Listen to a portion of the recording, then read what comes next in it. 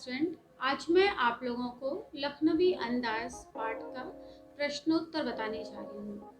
पिछले वीडियो में आपने इसके एक्सप्लेनेशन को बहुत अच्छी तरीके से समझ लिया। तो इस पार्ट के क्वेश्चन आंसर को स्टार्ट करने से पहले एक बार मैं आप लोगों को शॉर्ट समरी बताने जा रही हूँ, एक संक्षिप्त व्याख्या। तो थोड़ा ध्यान से सुनेंगे ताकि आपके लिए ये चैप्टर और भी परफेक्ट हो जाए। आपने इस लखनवी अंदाज पाठ में देखा कि लेखक यशपाल अपनी नई कहानी को लिखना चाह रहे थे। तो नई कहानी की रचना करने के उद्देश्य से उन्होंने एक ट्रेन के सेकंड क्लास डिब्बे का टिकट लिया ताकि वो उस डिब्बे में अकेले में बैठ कर के यात्रा कर सकें, भीड़ भाड़ से दूर रह कर के उनको अपनी नई कहानी के लिए कुछ कथानक, कोई थीम मिल सके। जब लेखक उस डिब्बे में गए तो वहाँ उन्होंने देखा कि एक नवाबी नस्ल के सफ़ेद पोश पहले से ही उस डिब्बे में बैठे हुए थे। यहाँ पे सफ़ेद पोश का मतलब सफ़ेद कपड़े पहनना नहीं है। यहाँ पे सफ़ेद पोश का मतलब है जेंटलमैन, भद्र पुरुष जिसको हम कहते हैं। उनको देख करके दोनों एक दूसरे को देखा तो दोनों को ही अच्छा नहीं लगा। दोनों की उपस्थिति को दोनों ही को अच्छा नहीं लग रहा था। शायद जो ख्यालात लेखक के मन में थे वही ख्यालों के साथ वो जो नवाब साहब थे उन्होंने भी टिकट लिया था ताकि वो रेल के डिब्बे में, उस सेकंड क्लास के डिब्बे में अकेले में रह करके यात्रा कर सके। यशपाल जी ने देखा, मीन्स लेखक ने देखा कि वो भद्र पुरुष के सामने उनके एक तौलिए पे 2 खीरे रखे हुए थे। अब शायद उन्होंने इसी वजह से खीरे लिए हों कि इससे यात्रा में खीरे खा करके वो यात्रा का आनंद ले सकें। खैर, दोनों ने ही एक दूसरे को पसंद नहीं किया, लेकिन लेखक उनके सामने वाली बर्थ पे बैठ गए और दोनों ने ही एक दूसरे को कोई भाव नहीं दिया और खिड़की से बाहर देखने लगे। काफ़ी टाइम के बाद खुद नवाब साहब ने पहल क्या की, चूँकि उनको खीरे खाने थे तो इसके लिए उन्होंने बातों की शुरुआत की कि आदाब अर्ज है जनाब, केले का शौक फरमाएंगे। अब अचानक से जब उन्होंने ऐसा बोला तो लेखक को अच्छा नहीं लगा, तो उन्होंने कहा शुक्रिया किबला, आप फरमाएं। यहाँ पे किबला का मतलब होता है कि आप ही खाएं। किबला शौक फरमाएं, सॉरी, कि इसे आप ही खाएं। उन्होंने मना कर दिया।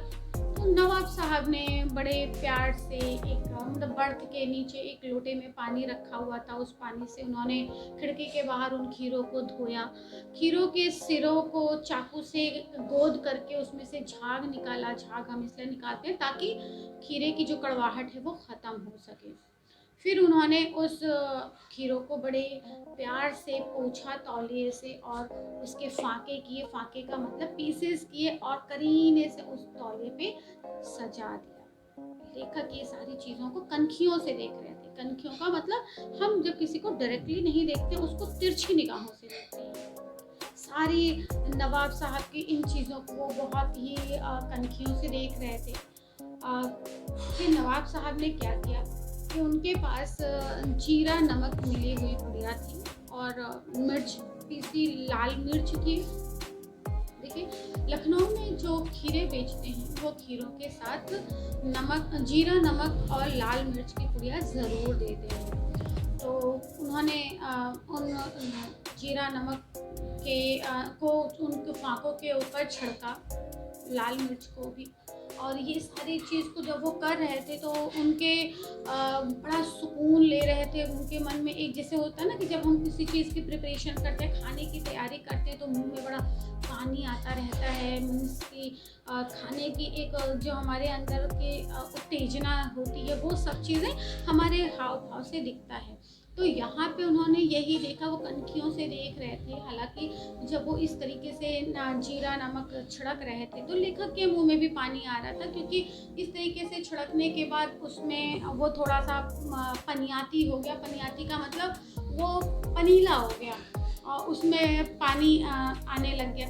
तो फिर खीरों को खाने से पहले नवाब साहब ने एक बार फिर से कहा कि जनाब, लखनऊ का बालम खीरा है, शौक फरमाएंगे?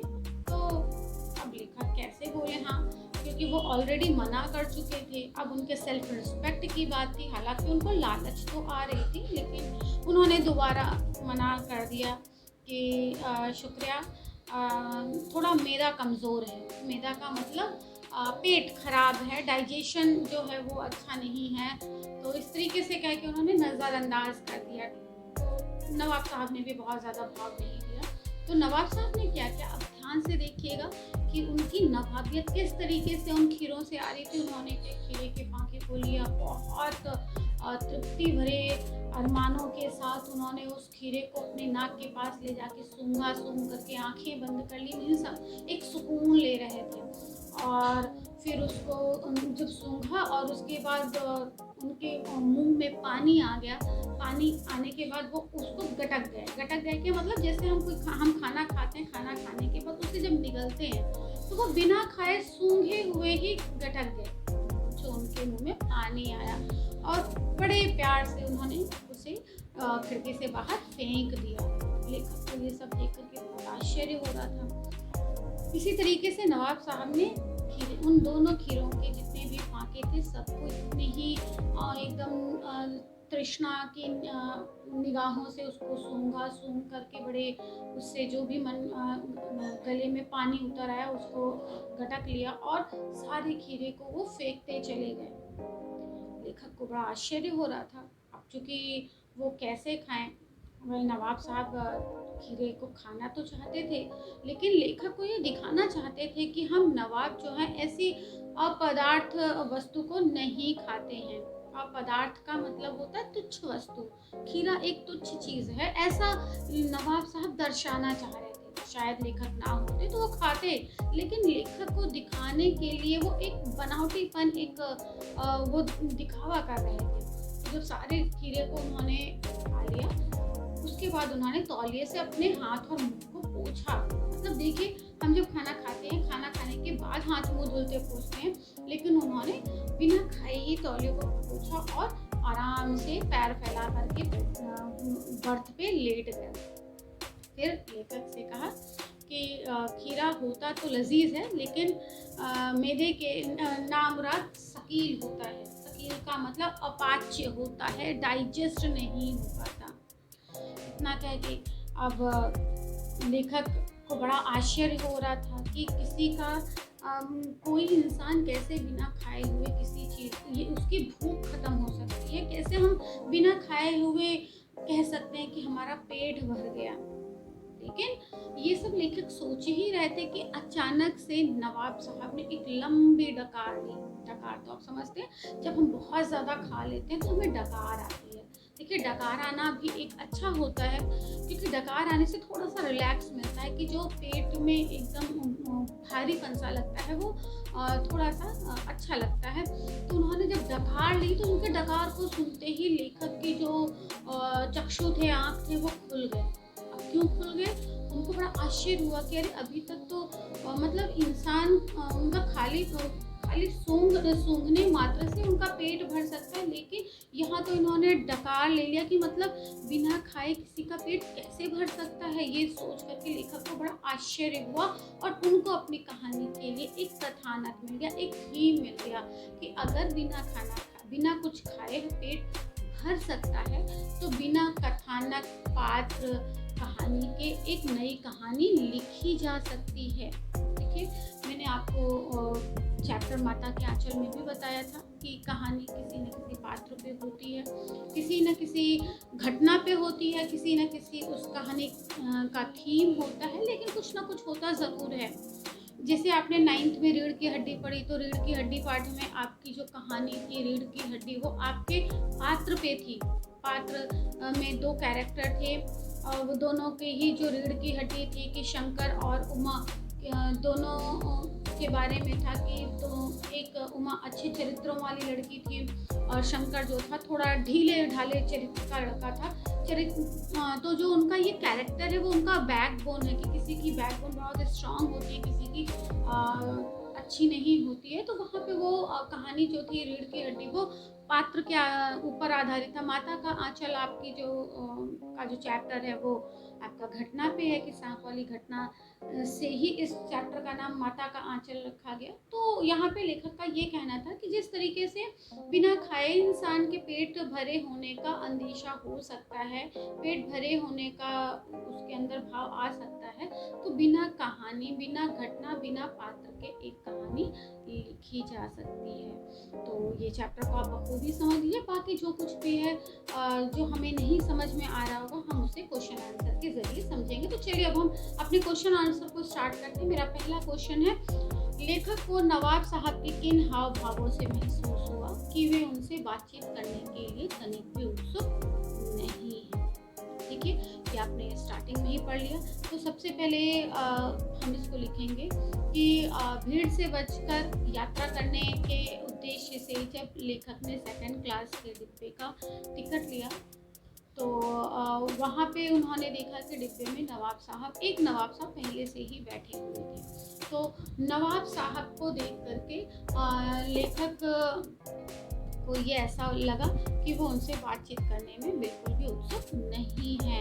इसके कुछ कारण थे। सबसे पहले, जब लेखक ने डिब्बे में, आप पॉइंट वाइज भी लिख सकते हैं कि लेखक के डिब्बे में प्रवेश करने पर नवाब साहब ने लेखक को देखते ही असंतोष का भाव जाहिर किया, मीन्स उन्हें अच्छा नहीं लगा। दूसरी बात, दूसरे पॉइंट में आप लिख सकते हैं कि उन्होंने लेखक को नज़रअंदाज करके खिड़की से बाहर वो खिड़की से बाहर देखने लग गए। फिर उसके बाद उन्होंने क्या किया कि नेक्स्ट पॉइंट में आप लिख सकते हैं कि नवाब साहब पूरे डिब्बे में मतलब पूरे डिब्बे का जायज़ा लेने लग गए। जायज़ा लेने का मतलब वो अपने आसपास अगल बगल ऐसे झांकने लग गए। मीन्स कि लेखक के आते ही या उनके अकेलेपन में व्यवधान पड़ गया कि जिस यात्रा को वो अकेले करना चाह रहे थे, उस यात्रा में लेखक की उपस्थिति ने व्यवधान डाल दिया, बाधा डाल दिया। लेखक के आते ही उनके मन में असंतोष के भाव आ गए, वो खिड़कियों से बाहर देखने लगे। नेक्स्ट हमारा क्वेश्चन है, नवाब साहब ने बहुत ही यत्न से खीरा काटा, नमक मिर्च बुरका, अंततः सूंघ कर ही खिड़की से बाहर फेंक दिया। उन्होंने ऐसा क्यों किया होगा? ऐसा करना उनके कैसे स्वभाव को इंगित करता है? देखिए बच्चों, इसमें दो क्वेश्चन पूछा है कि नवाब साहब ने ऐसा क्यों किया कि उन्होंने खीरे को बड़े यत्न से काटा, नमक मिर्च छिड़का और सूंघ करके फेंक दिया। उन्होंने ऐसा क्यों किया? ये पहला क्वेश्चन है। दूसरा क्वेश्चन है कि ऐसा करना उनके किस स्वभाव की ओर इंगित करता है, मीन्स किस स्वभाव को दर्शाता है। तो सबसे पहले हम इस क्वेश्चन की पहली लाइन को एज इट इज उतार लेंगे कि नवाब साहब ने बहुत ही यत्न से खीरा काटा, नमक मिर्च छिड़ककर और सूंघकर खिड़की से बाहर फेंक दिया। इस लाइन को ऐसे ही उतार लेंगे कि उनका ऐसा करना उनके नवाबी बनावटीपन को दिखाता है, यानी नवाबी ठसक को दर्शाता है कि वो ये दिखाना चाह रहे थे कि वो नवाबों के खानदान से हैं, वो अपनी नवाबियत को दिखाना चाह रहे थे। बस एक छोटा सा ये लिख सकते हैं। और उसके बाद आप इसका जो अगला क्वेश्चन है कि उनका ऐसा करना उनके कैसे स्वभाव को इंगित करता है, तो यहाँ पे आप लिख देंगे कि उनका ऐसा करना उनके नवाबियत को, नवाबीपन को या बनावटीपन को दर्शाता है, बनावटीपन के दिखावे की ओर इंगित करता है। चलिए हमारा अगला क्वेश्चन है, बिना विचार घटना और पात्रों के भी क्या कहानी लिखी जा सकती है? यशपाल के इस विचार से आप कहाँ तक सहमत हैं? तो देखिए यहाँ पे क्वेश्चन है कि क्या बिना विचार घटना और पात्र के कोई कहानी लिखी जा सकती है? सबसे पहले अगर हम इस चैप्टर से हट के बात करें कि हमें कोई काम करना है, अब वो काम क्या जो करना है हमें पता ही नहीं है, तो हम उस काम को कैसे करेंगे, है ना? आपको कह दिया जाए कि जाओ, सिर्फ इतना बोल दिया गया, अब जाओ तो, लेकिन कहाँ जाओ, जाके वहाँ करना क्या है, हमें कुछ भी नहीं मिला मालूम है। तो क्या हम वहाँ पे रिस्पॉन्स दे पाएंगे कि हम वहाँ जाएंगे, कहाँ जाएंगे और जहाँ जाएंगे वहाँ हमें करना क्या, हमें कुछ भी नहीं पता है। तो यहाँ पे यही मतलब है कि क्या बिना विचार किए, बिना घटना के, बिना पात्र के क्या कहानी लिखी जा सकती है? यहाँ पे लेखक यशपाल के जो विचार हैं उससे आप सहमत हैं या नहीं?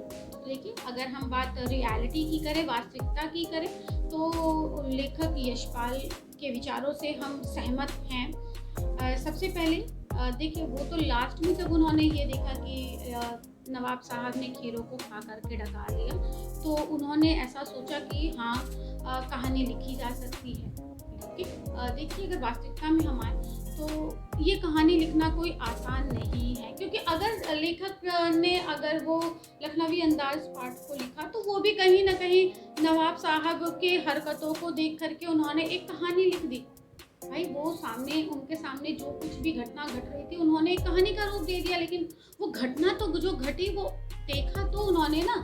लेकिन अगर हमें कोई कहानी लिखनी है तो हमें उसके लिए घटना, उसके पात्र या फिर उसकी कथा वस्तु, कथानक, उसका थीम मालूम होना ज़रूरी है।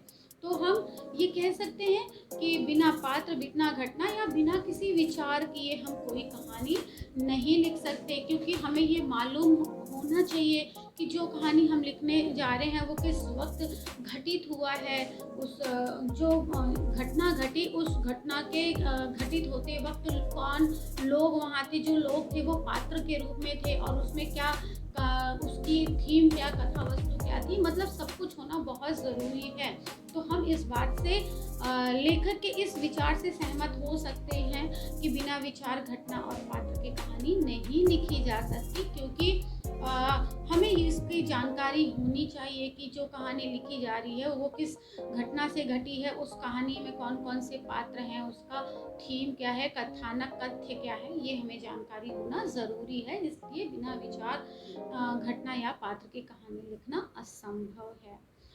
चलिए हम अपने अगले क्वेश्चन की तरफ चलते हैं। इस निबंध को और क्या नाम देना चाहेंगे?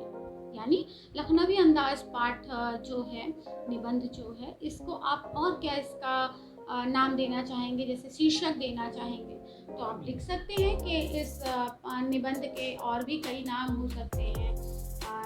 नवाबों की नवाबियत, या दिखावे की ज़िंदगी, या फिर रस्सी जल गई ऐठन नहीं गई। मीन्स यहाँ पे रस्सी जल गई, ऐठन मतलब ना गई, इसका मतलब ये है कि नवाबों की नवाबियत छिन गई, लेकिन आज भी लोगों के अंदर वही नवाबियत भरी पड़ी है। तो आप इस तरीके से 2-3 टाइटल लिख दीजिएगा कि रस्सी जल गई, ऐठन नहीं गई, नवाबी पन, या दिखावटी जीवन, या नवाबी ठसक, कुछ भी लिख सकते हैं। तो ये कुछ 3-4 नाम मैंने आपको बता दिए। चलिए मैं अपना अगला क्वेश्चन आपको बताने जा रही हूँ कि नवाब साहब द्वारा खीरे खाने की तैयारी करने का एक चित्र प्रस्तुत किया गया है। इस पूरी प्रक्रिया को अपने शब्दों में व्यक्त कीजिए।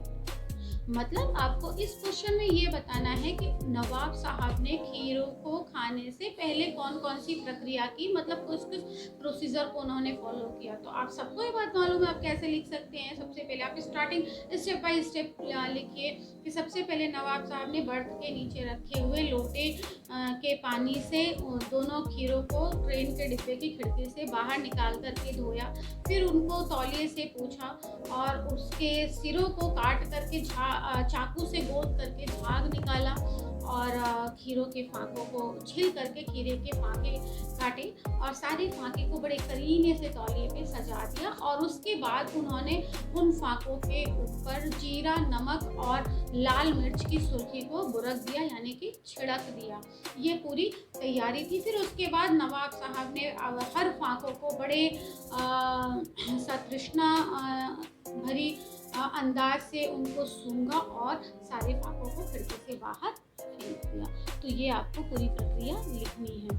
चलिए हमारा अगला क्वेश्चन है, किन किन चीज़ों का रसास्वादन करने के लिए आप किस प्रकार की तैयारी करते हैं। ये क्वेश्चन मैं आपके लिए देती हूँ कि कोई भी ऐसी चीज़ के बारे में आप लिखें जिनको खाने से पहले जिनकी आप तैयारी करते हैं रसास्वादन करने के लिए, मतलब खाने के लिए, उसका आनंद लेने के लिए आप कौन कौन सी तैयारी करते हैं। तो ये आप की चॉइस है कि आप किस चीज़ को लिखना चाहते हैं। तो ये आपके लिए आंसर है। मैं अगले क्वेश्चन पे आती हूँ कि खीरे के संबंध में नवाब साहब के व्यवहार को उनकी सनक कहा जा सकता है। ये तो आप एग्री करते हैं कि कोई इंसान कोई चीज़ खरीद रहा है, वो चाहे थोड़े पैसों की हो या ज़्यादा पैसों की हो, लेकिन हम चीज़ों की वैल्यू ज़रूर करते हैं, क्योंकि हम लेते भी इसी पर्पज़ से हैं कि हमें उसको यूटिलाइज़ करना है। हम उसे जिस भी, अगर खाने की चीज़ है तो हम उसे खा के ख़त्म करेंगे, कोई यूज़ करने वाली चीज़ है तो हम उसका यूज़ करेंगे। लेकिन यहाँ पे नवाब साहब ने तो खीरों को खाया ही नहीं, उसको तो फेंक दिया, यानी वो फेंकना जो है वो उनकी सनक था। तो यहाँ पे क्वेश्चन यही है कि नवाब साहब का जो व्यवहार था उन खीरों को लेकर के, वो उनकी सनक थी। आपने नवाबों के और भी सनकों और शौक के बारे में पढ़ा सुना होगा, किसी एक के बारे में लिखिए। मतलब यहाँ पे हमें किसी अलग से किसी नवाब के बारे में जिक्र करना है कि ऐसे काफ़ी नवाब थे जिनके शौक बड़े अजीब व गरीब के थे, उनकी सनक बड़ी अजीब गरीब की थी। तो किसी एक के बारे में बताना है। मैं जो बता रही हूँ ज़रूरी नहीं है कि आप उसे ही लिखें, क्योंकि आपको मालूम होगा, आपने हिस्ट्री भी पढ़ी है, काफ़ी ऐसे नवाब थे, राजा महाराजा थे जो बहुत सनके टाइप के थे, लेकिन मतलब हमें उनकी उसी सनक को बताना है। तो देखिए, मैं अपनी तरफ से ही एक आंसर आपको बता दे रही हूँ, लेकिन अगर आपको और भी बातें और भी नवाबों के बारे में मालूम हो तो आप लिख सकते हैं। तो यहाँ पे मैं जिक्र करूँगी कि फ्रांस के एक राजा थे, उनकी सनक बड़ी अजीब टाइप की थी, अजीब गरीब टाइप की थी। उनको कपड़े मतलब हमेशा डिफरेंट टाइप के कपड़े पहनने का बड़ा शौक था। वो इस मतलब उन्होंने अपने जो राजकोष का पूरा जो धन था वो अपने कपड़ों पे ही लगा देते थे। तो इस तरीके से करते करते उनका जो पूरा राजकोष था वो खाली हो गया, राजकोष में बिल्कुल कुछ भी नहीं रह गया।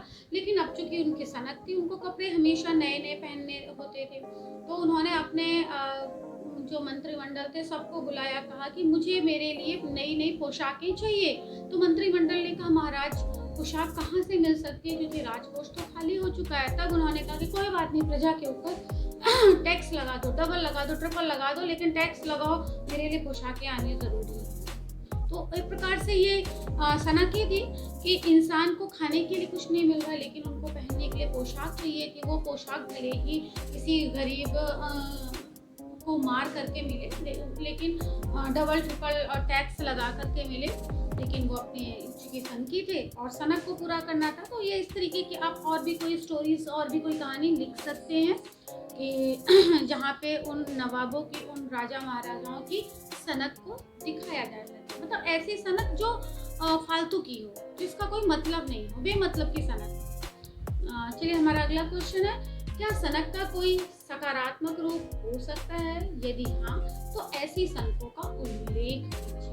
देखिए, एक तो सनक आपने अभी इसके पिछले क्वेश्चन में बताया कि ऐसी सनक जिसका कोई औचित्य नहीं, जिसका कोई मतलब नहीं, जो सिर्फ और सिर्फ दूसरे को परेशान कर सकता है। लेकिन इस क्वेश्चन में जो पूछा है कि क्या सनक का कोई सकारात्मक रूप हो सकता है, सकारात्मक का मतलब होता है पॉजिटिव, कि ऐसी सनक जो पॉजिटिव रिस्पॉन्स दे। भाई सनक देखिए, अब जैसे मैं आप लोगों की बातें करूं कि ऐसे कुछ बच्चों के अंदर एकदम सनक आ जाए कि मुझे सिर्फ पढ़ना है और पढ़ के अपनी लाइफ में सक्सेस होना है, तो वो उनकी सनक अच्छी है ना।